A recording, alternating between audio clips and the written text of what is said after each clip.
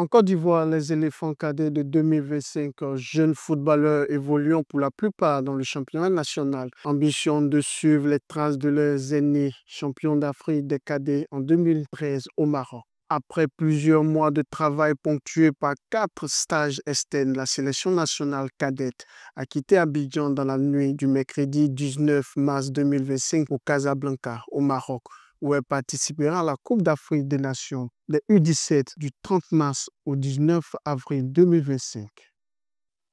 Avant le départ, le sélectionneur Bassiriki Diabaté et le groupe ont eu droit au Centre technique national de football de Bégerville le mercredi 19 mars 2025 à une séance d'entraînement qui a mis un accent sur la condition physique des joueurs.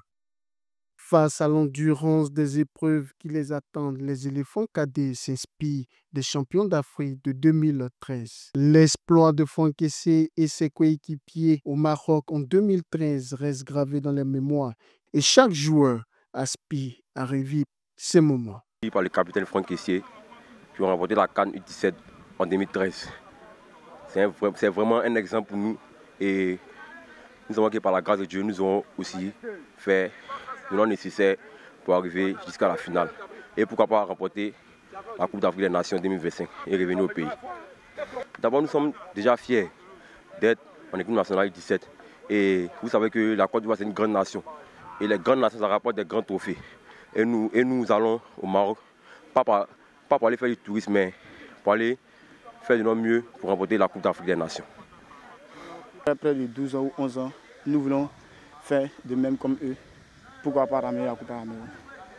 Bassiriki Diabaté, qui espère marcher dans les pas de l'ancien sélectionneur de U17 Kamara Ibrahim, vise une participation pour la Coupe du monde des cadets au Qatar.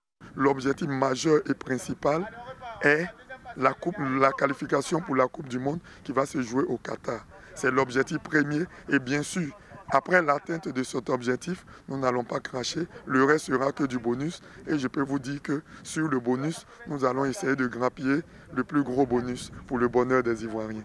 Pour aller loin dans cette compétition, le coach des Éléphantaux mise sur son milieu de terrain avec le duo Yanis Koné. Un secteur de jeu qui lui a donné satisfaction durant cette phase de préparation. La préparation, il faut dire, nous avons la chance d'avoir des garçons qui évoluent dans le milieu de terrain et qui aujourd'hui sont pensionnaires dans des équipes de Ligue 1.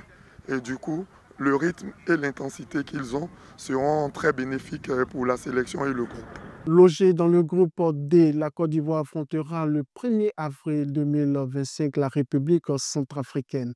Bassiriki Diabaté jette un regard sur cette poule. Ensuite, d'entrée de la République centrafricaine qui s'est qualifiée récemment dans la zone UNIFAC.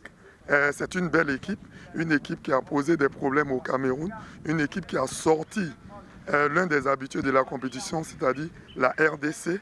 Et c'est une très belle équipe que nous avons vu jouer, qui sera au menu dès le premier match. Ensuite, nous avons l'Angola, qui nous ne connaissons pas bien, mais qui a un football assez direct et assez athlétique.